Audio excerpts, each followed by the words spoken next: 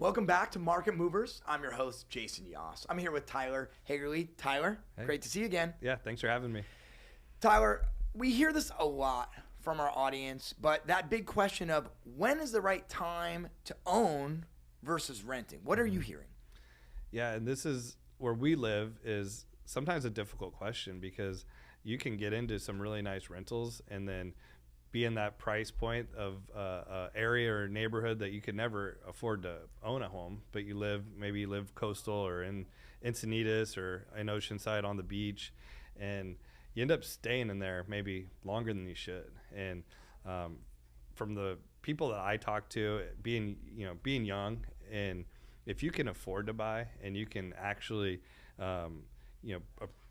pay the payment of that, owning that first house and making that leap, that's the right time. And right now it's tough with the interest rates being high. I think being a young person entering into the market is never an easy time, but right now it feels even worse when the rates are higher. But I would say that the prices of homes are lower. Look at what people were paying a year ago for houses, and getting into your first house. So often people treat it like it's their biggest investment, which it is. But if you look at it from the lens of an investor, you'll never end up buying something. The beauty of owning your own home is time. If you stay in there long enough, it's a good investment. And so even though right now the rates are high, they won't always be. You'll refinance that rate. It's more about finding a house that you can afford. Maybe it's not in the same neighborhood you're living right now. Maybe you have to stretch it somewhere else. But owning a home, building equity is really the start to building wealth for yourself as a young person. That's a fantastic answer. I want to touch on something you said about setting expectations. How do you go about setting expectations with your clients where you have to kind of frame, you might not get that same beach house that you've been renting when you're looking to buy the first time? How do you go about that process? Yeah, and you may not, have anything close to where you're at now, and it's going to be more expensive. Like, let's just be honest, you're going to be spending probably double what you are for your rental getting into your first home. And I think a good lender will explain to you the advantages of owning your first place.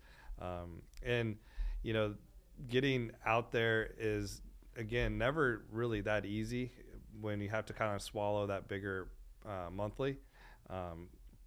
But down the road, I think the thing that I've learned from the older generations of buying real estate is that time is your friend.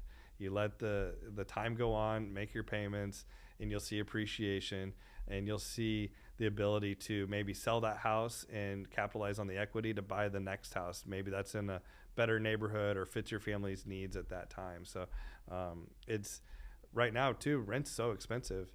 You try to do a comparison of what it takes to get a rental in that same type, and it's a lot. It's pretty aggressive right now. We haven't seen rental prices come down, as much as you maybe have seen the housing prices come down in the past year. They've really gone up, and the competition for them has gone up.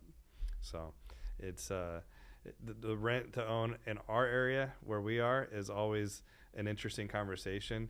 But I think any time that you can afford it is the right time. I appreciate that. I think that is great knowledge for our audience, and especially for those out there renting, sitting on the fence, looking to decide, is it that right time? So, Tyler, thanks so much for being here with me. Everybody, thanks so much. Tune in next week. We'll see you then.